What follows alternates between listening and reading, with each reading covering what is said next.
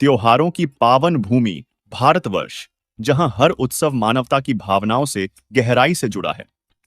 इसी धरा पर एक ऐसा पर्व भी मनाया जाता है जो सूर्य और प्रकृति की उपासना के लिए विश्व प्रसिद्ध है। जी हां, हम बात कर रहे हैं छठ पूजा की, जिसे विशेषकर बिहार, उत्तर प्रदेश और उत्तर भारत के लोग आस्था का महापर्व मानते हैं। इस दौरान हर साल लाखों श्रद्धालु जलाशयों के किनारे खड़े होकर सूर्य को अर्घ्य देते हैं तथा जीवन में सुख समृद्धि, पुत्र प्राप्ति और सुखी जीवन की कामना करते हैं। दर्शकों, मान्यता यह भी है कि छठ के व्रत से संतान सुख की प्राप्ति होती है। इतना ही नहीं, इन 4 दिनों के पर्व में 36 घंटे का निर्जला व्रत रखा जाता है। लेकिन क्या सच में यह कठिन तप या 36 घंटे का निर्जला व्रत या डूबते और उगते सूर्य को अर्घ्य देना हमारी इच्छाओं को पूरा कर सकता है, या फिर यह केवल एक परंपरा बनकर रह गई है जिसमें हम बिना प्रश्न किए देखा देखी अनुसार आंख मूंद कर चलते जा रहे हैं? तो चलिए दर्शकों, आज के इस खास एपिसोड में हम जानेंगे कि छठ पूजा की शुरुआत कैसे हुई, क्यों उपासक रखते हैं इतना कठिन व्रत, और जिस उद्देश्य से यह कठिन व्रत रखा जाता है, क्या वह उद्देश्य इस व्रत के करने से पूर्ण होता है। सवाल नंबर 1, सूर्य उपासना का महापर्व छठ की शुरुआत कैसे हुई और इसके पीछे कौन सी लोक मान्यताएं छिपी हैं? क्या यह वास्तव में हमें परमात्मा के निकट ले जाती है या महज एक परंपरा का निर्वाह है? दर्शकों, छठ एक ऐसा पर्व जिसमें छठी मैया और सूर्य भगवान की पूजा होती है, जो कार्तिक मास की शुक्ल चतुर्थी से सप्तमी तक मनाया जाता है। इस पर्व के बारे में समाज में कई लोक कथाएं प्रचलित हैं, जैसे कि द्रौपदी और कर्ण द्वारा छठ व्रत करना या राजा प्रियव्रत का संतान प्राप्ति के लिए इस व्रत का पालन करना। यह पर्व साल में 2 बार चैत्र और कार्तिक मास में मनाया जाता है और इसे लोक आस्था का प्रतीक माना जाता है। लेकिन क्या ये कहानियां सच में शास्त्रों पर आधारित हैं या केवल जनश्रुतियां में, जिन पर सदियों से लोग विश्वास करते आ रहे हैं? तो आपको बता दें कि हमारे पवित्र सदग्रंथों में ऐसे किसी भी पर्व का वर्णन नहीं है, और फिर भी ऐसे मनमाने पर्व लोग मनाते हैं। जिसके विषय में हमारे पवित्र सदग्रंथों में क्या कहा गया है, देखिए। और गीता अध्याय नंबर 16 के श्लोक नंबर 23 में कहा कि शास्त्र विधि को त्याग कर जो मनमाना आचरण करते हैं, देखिएगा गीता अध्याय नंबर 16 के श्लोक नंबर 23 में दिखाते हैं आपको, 23 और 24 में। गीता अध्याय नंबर 16 के श्लोक नंबर हम दिखाते हैं आपको 23 में। जो पुरुष शास्त्र विधि को त्याग कर अपनी इच्छा से मनमाना आचरण करता है, वह न सिद्धि को प्राप्त होता है, न परम गति को, और न सुख को ही। अब 24 में बताया कि इससे तेरे लिए, छोड़ में जाएगा 24वां श्लोक, इससे तेरे लिए कर्तव्य की व्यवस्था में कौन से कर्म करने चाहिए भक्ति के, कौन से ना करने चाहिए, शास्त्र ही प्रमाण है। ऐसा जानकर तो शास्त्र विधि से नियत कर्म करने योग्य है, यानी शास्त्रों में जो वर्णित है वही साधना कर, अन्य करेगा तो कोई लाभ नहीं होगा, यूजलेस। दर्शकों, गीता जी के इस उल्लेख से स्पष्ट होता कि छठ पूजा के मनमाने नियम और कथाएं शास्त्रों की कसौटी पर खरे नहीं उतरते, जिससे यह सिद्ध होता है कि छठ पूजा को मनाना एक मनमाना आचरण है। इससे यह भी स्पष्ट होता है कि जिस उद्देश्य से लोग छठ पर्व मनाते हैं, उससे उन्हें वह लाभ नहीं हो सकता। सवाल नंबर 2, छठ व्रत विश्व का सबसे कठिन व्रत है, जिसमें सूर्य देव की पूजा के साथ 36 घंटे का निर्जला उपवास रखा जाता है। लेकिन क्या ऐसी कठिन साधनाओं का समर्थन हमारे पवित्र शास्त्र भी करते हैं? छठ में साधक सूर्य देव की उपासना में 36 घंटे तक बिना अन्न और जल के रहते हैं। छठ पूजा की यह परंपरा दीपावली के 3 दिन बाद नहाए खाए से शुरू होती है, जिसमें कद्दू चावल का विशेष भोग लगाया जाता है।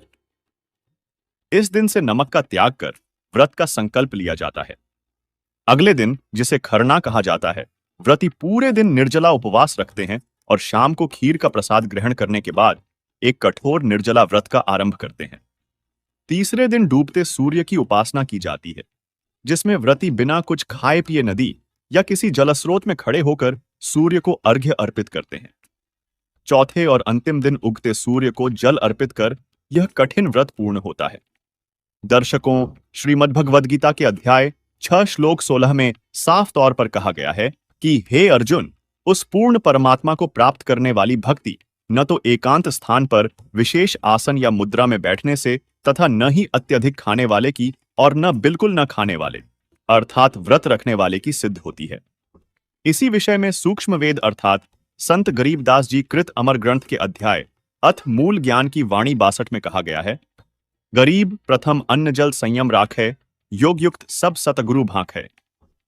इस वाणी का भावार्थ है कि अन्न तथा जल को सीमित खावे, न अधिक और न ही कम खावे, यानी न व्रत रखे। यह भक्ति की सही विधि है जो सतगुरु बताते हैं।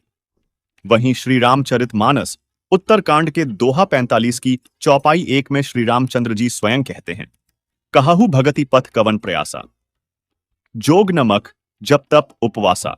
जिसका अर्थ है, कहो तो भक्ति मार्ग में कौन सा परिश्रम है, इसमें न योग की आवश्यकता है, न यज्ञ जप तप और उपवास की।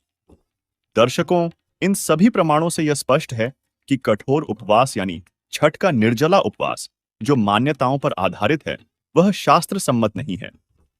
इसलिए गीता अध्याय 16 श्लोक 23 के अनुसार शास्त्र विधि को त्याग कर अपनी इच्छा से मनमाना आचरण यानी छठ का व्रत रखने वाले को न सिद्धि प्राप्त होगी, न उसकी परम गति होगी और न उसको सुख प्राप्त होगा। दर्शकों, आइए अब छठ पूजा से मिलने वाले तथाकथित लाभों की वास्तविकता को गहराई से परखते हैं। सवाल नंबर 3, सूर्यदेव और छठी मैया को समर्पित छठ का त्योहार, जिसमें लोगों द्वारा छठी मैया से संतान सुख, लंबी उम्र और विविध लाभ की कामना के लिए अनेक लोकगीत गाए जाते हैं। लेकिन क्या केवल इन गीतों और प्रार्थनाओं से हमें सभी सुख मिल सकते हैं? छठी का महापर्व, जिसमें भक्तगण छठी मैया और सूर्यदेव से संतान सुख, लंबी उम्र और मनोवांछित लाभ की कामना करते हैं। लोकगीतों की गूंज के साथ नदियों के घाट भर जाते हैं और हर स्वर में छठी मैया और सूर्य देवता से आशीर्वाद की विनती होती है। कहते हैं कि जो महिलाएं यह व्रत रखती हैं, उनकी संतान को दीर्घायु और सुख समृद्धि प्राप्त होती है। साथ ही संतान की प्राप्ति और निरोगी जीवन का आशीर्वाद भी मिलता है। लेकिन क्या इन प्रार्थनाओं और अनुष्ठानों के जरिए हम कोई भी सुख प्राप्त कर सकते हैं? हाल ही में कुछ मामलों ने इस सवाल को और भी गंभीर बना दिया है। कई लोग इस पर्व के दौरान नदी या तालाब के किनारे पूजा करते समय हादसों का शिकार हुए हैं। उन्हीं से जुड़ी देखिए ये रिपोर्ट। और इस वक्त की बड़ी खबर बिहार से है, जहां छठ पूजा के दिन दरभंगा में एक बड़ा हादसा हुआ है। यहां रामभद्रपुर स्टेशन के पास छठ पूजा कर लौट रहे 6 महिलाओं की ट्रेन से कटकर मौत हो गई है। 5 महिलाएं, माफ कीजिएगा, आपको बताएं कि इस हादसे में ट्रेन से कटकर उनकी मौत हो गई। बेहद दुखद हादसा छठ पर्व के समापन के दौरान। इसमें 3 महिलाएं और 2 बच्चे बताए जा रहे हैं। और हमारे सहयोगी प्रशांत झा इस वक्त हमारे साथ हैं। प्रशांत, ये बेहद दुखद घटना, एक तरफ हम छठ पर्व की बात कर रहे हैं और दूसरी तरफ उस दौरान ये बुरा हादसा। आप बिल्कुल सही कह रहे हैं। अब तो चर्चा ये घटना सुबह की है, जब लोग छठ घाट से लौट के आ रहे थे अपने घर में। ये समस्तीपुर के रामभद्रपुर और किशनपुर जो 2 रेलवे स्टेशन है उसके बीच की घटना है।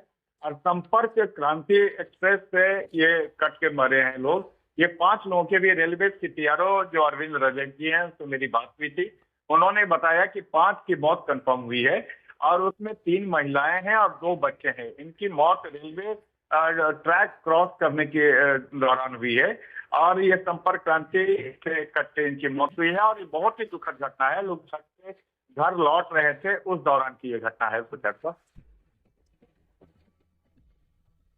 छठ पूजा का आज चौथा और अंतिम दिन है। व्रत रखने वाली महिलाएं आज उगते सूर्य को अर्घ देकर व्रत का पारण करती हैं और इसी दौरान अर्घ देकर घर लौट रहे एक परिवार के 6 लोगों पर अंधाधुंध फायरिंग करने का मामला सामने आया है, जिसमें कुछ की मौत तो कुछ की घायल होने की बात सामने आई है। यह घटना बिहार के लखीसराय की है, जहां छठ घाट से लौट रहे एक परिवार के सदस्यों पर अंधाधुंध फायरिंग की गई। बेखौफ बदमाशों ने कबैया थाना क्षेत्र के पंजाबी मोहल्ले में इस घटना को अंजाम दिया, जिसमें एक ही परिवार के 6 लोगों को गोली लगने की सूचना मिली। फायरिंग में 2 सगे भाइयों की मौत हो गई और 4 घायलों को अस्पताल में इलाज के लिए ले जाया गया।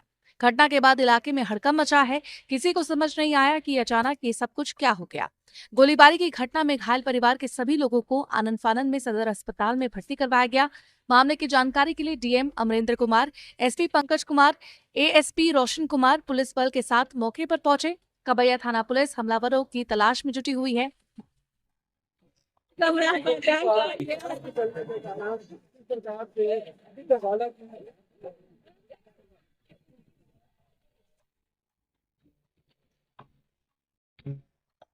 गुरुवार सुबह छठ पर्व मनाने के लिए प्रदेश भर के लोग घाट पर नहाने पहुंचे और छठ मैया से सुख समृद्धि की कामना की। मगर इसी दौरान करनाल की पश्चिमी यमुना नहर में एक हादसा हुआ जिसमें 2 लोगों की पानी में डूबने से मौत हो गई। हालांकि खबर लेके जाने तक किसी का भी शव बरामद नहीं हो सका। जानकारी के मुताबिक सुबह छठ पूजा का स्नान करने 2 लोग 39 वर्षीय वशिष्ठ शर्मा और 35 वर्षीय दुखन साहनी नहर किनारे पहुंचे थे। इस दौरान नहर के दूसरे छोर पर जाने के लिए दोनों ने छलांग तो लगाई, मगर उसके बाद वापस नहीं निकले। जब काफी देर बाद भी दोनों में से कोई घर नहीं पहुंचा तो परिजन उन्हें ढूंढते हुए नहर के पास पहुंचे, जहां ये समाचार मिला। लड़के एक लेडीज का घर वाला है ना, वो नहाने के लिए अंदर गया था। उसके बारे में बता रहे हैं अभी कि वो बाहर नहीं निकला, डूब गया। एक ही इससे पहले की इंफॉर्मेशन मिली थी पूरा साथ इसके बारे में बहुत खबर बुलाए गए थे, लेकिन उसके बारे में एक बंदा डूबा। तलाशी के दौरान मृतकों के कपड़े नहर किनारे जरूर मिले हैं, जिससे आशंका जताई जा रही है कि दोनों नहर में डूब गए हैं। मामले की सूचना मिलने पर पुलिस मौके पर पहुंची और परिजनों से बातचीत करके शव को तलाशी के लिए गोताखोरों को लगाया गया है। 2 लोग डूबे अभी। अच्छा। तो मेरे 6 बजे में जो है ना, वो अपने मैडम को कपड़ा खोल के दे दिया था, अंडरवियर में नहाने गए थे वो। फिर जाने के बाद उसके बाद लौट के अंदर से आया ही नहीं वो। आई नहीं जी। दोनों लापता हुए। दोनों लापता। और उसके पुलिस बाद आई है? पुलिस को हमने खबर कर दी है, वो कह रहे गोते वाले को बुलाया और जाकर अभी तक कोई सुराग नहीं कोई लगा। सुराग नहीं निकला अभी तक। उधर नहर में डूबे दुकुन साहनी की पत्नी ने बताया कि सुबह 6 बजे उनके पति नहाने आए थे, जिसके बाद से वो लापता हैं। वो खुद को पूजा कर घर लौट गईं, लेकिन उनके पति 10 बजे तक भी घर नहीं लौटे तो फिक्र हुई और जब नहर किनारे जाकर पता किया तो उनके डूबने की खबर मिली। 6 बजे है जी? 6 बजे छठ पर्व के लिए नहाने आए थे, तो क्या पता लगा आपको? कुछ नहीं पता लगा। सुबह बोला कि नहाने जाओ तो करा दिया, और नहाने गया तो नहाने से आया नहीं आता नहर में से। भूख लगी होगी। कहाँ के रहने वाले आप हैं? कहाँ के रहने वाले हो आप? बिहार के। कौन सा जिला है? समस्तीपुर। गांव कौन सा है? चैता संगमा। चैता संगमा। क्या नाम है उनका जो डूबने वाले, क्या नाम है? दुकान सानी। वो गया था नहाने, ये तो बच्चे के ऊपर पकड़ा दिया, वो चला गया नहाने। अब नाका तले निकला पानी में। बता दें कि दोनों डूबने वाले शादीशुदा थे और उनके डूबने से परिवार में मातम छाया है। दर्शकों, ऐसे में यह सोचना आवश्यक है कि यदि छठ पर्व पर छठी मैया और सूर्य देव की पूजा करने से संतान सुख, लंबी उम्र और मनोवांछित लाभ होता है, तो फिर इन लोगों के साथ छठ पूजा के दौरान ही ऐसे हादसे क्यों हो गए? उनकी मौत छठ पर्व पर ही क्यों हो गई? दूसरा, महाभारत काल के सूर्यपुत्र कर्ण से आप सभी परिचित हैं। महाभारत युद्ध में कर्ण की बहुत ही पीड़ादायक मौत हुई थी। तो यदि सूर्य देव की पूजा करने से, उन्हें अर्घ्य देने से लंबी उम्र होती है, मनोवांछित लाभ मिलता है, तो फिर सूर्य देव अपने पुत्र की रक्षा क्यों नहीं कर सके? और जब वे अपने पुत्र की ही रक्षा नहीं कर सके तो वे आपकी रक्षा कैसे करेंगे? तीसरी बात यह है कि खेमराज श्री कृष्णदास प्रकाशन बंबई से प्रकाशित श्रीमद् देवी भागवत भाग 1 तीसरा स्कंध अध्याय 4 श्लोक 42 में श्री विष्णु जी ने कहा कि हे मात ब्रह्मा, मैं विष्णु तथा शिव तुम्हारे ही प्रभाव से जन्मवान हैं, नित्य नहीं हैं, अर्थात हम अविनाशी नहीं हैं। फिर अन्य इंद्रादि दूसरे देवता किस प्रकार नित्य हो सकते हैं? साथ ही गीता प्रेस गोरखपुर से प्रकाशित श्री विष्णु पुराण के प्रथम अंश अध्याय 22 श्लोक 58 में लिखा है कि हे ब्रह्मण, ब्रह्मा, विष्णु और शिव ब्रह्म की प्रधान शक्तियां हैं, उनसे न्यून देवगण हैं। इसके अलावा इस कथा से आप खूब परिचित हैं कि जब व्रजवासी देवताओं के राजा इंद्र की पूजा करना चाहते थे, तब श्री कृष्ण ने व्रजवासियों को इंद्र की पूजा छोड़ एक परमात्मा की पूजा करने के लिए कहा था। उसी से संबंधित यह प्रसंग पढ़िए श्रीमद् भागवत सुधा सागर यानी सुख सागर में, जिसके 10वें स्कंध के अध्याय 24 के श्लोक 13 से 15 और 19 में श्री कृष्ण जी नंद बाबा से कहते हैं, पिताजी, प्राणी अपने कर्म के अनुसार ही पैदा होता और कर्म से ही मर जाता है। उसे उसके कर्म के अनुसार ही सुख, दुख, भय और मंगल के निमित्तों की प्राप्ति होती है। यदि कर्मों को ही सब कुछ न मानकर उनसे भिन्न जीवों के कर्म का फल देने वाला ईश्वर माना भी जाए, तो वह कर्म करने वालों को ही उनके कर्म के अनुसार फल दे सकता है। कर्म न करने वालों पर उसकी प्रभुता नहीं चल सकती। जब सभी प्राणी अपने अपने कर्मों का ही फल भोग रहे हैं, तब हमें इंद्र की क्या आवश्यकता है? यानी हम इंद्र की पूजा क्यों करें? पिताजी, जब वे पूर्व संस्कार के अनुसार प्राप्त होने वाले मनुष्यों के कर्म फल को बदल ही नहीं सकते, तब उनसे प्रयोजन यानी उनकी पूजा करके हमें क्या लाभ होगा? जैसे अपने विवाहित पति को छोड़कर जार पति का सेवन करने वाली व्यभिचारिणी स्त्री कभी शांति लाभ नहीं करती, वैसे ही जो मनुष्य अपनी आजीविका चलाने वाले एक देवता को छोड़कर, यानी गीता अध्याय 15 श्लोक 17 में बताए गए उत्तम पुरुष परमात्मा, जो तीनों लोकों में प्रवेश करके सबका धारण पोषण करता है, उसे छोड़कर किसी दूसरे की उपासना करते हैं, उससे उन्हें कभी सुख नहीं मिलता। दर्शकों, इससे भी स्पष्ट होता है कि इंद्र आदि जितने भी देवी देवता हैं, वे हमें अपने भाग्य से ज्यादा नहीं दे सकते। यानी हमारे भाग्य में दुख है तो दुख होगा और सुख है तो सुख मिलेगा, ये उसमें परिवर्तन नहीं कर सकते। तथा गीता प्रेस गोरखपुर से प्रकाशित श्रीमद् देवी भागवत के 3 स्कंद अध्याय 4 से 5 पर श्री विष्णु जी और भगवान शंकर अपनी माता दुर्गा की स्तुति करते हुए क्या कहते हैं, देखिए। श्रीमद् देवी भागवत 3 स्कंद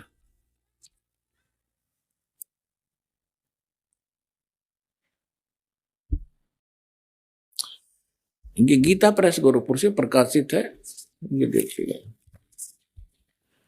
इसके ये सचित्र मोटा टाइप, केवल हिंदी, संपादक हनुमान प्रसाद पोदार, चिमनलाल गोस्वामी, और ये यहां से प्रकाशित है, मुद्रित और प्रकाशित। ये गीता प्रेस गोरखपुर से है। गीता भवन कार्यालय कोलकाता का संस्थान, गीता प्रेस गोरखपुर। इसके 123 पृष्ठ पर ले चलते हैं आपको, बिल्कुल 2 मिनट में सारी कहानी समझ में आ जाएगी। 123 पृष्ठ पे ये 3 स्कंद।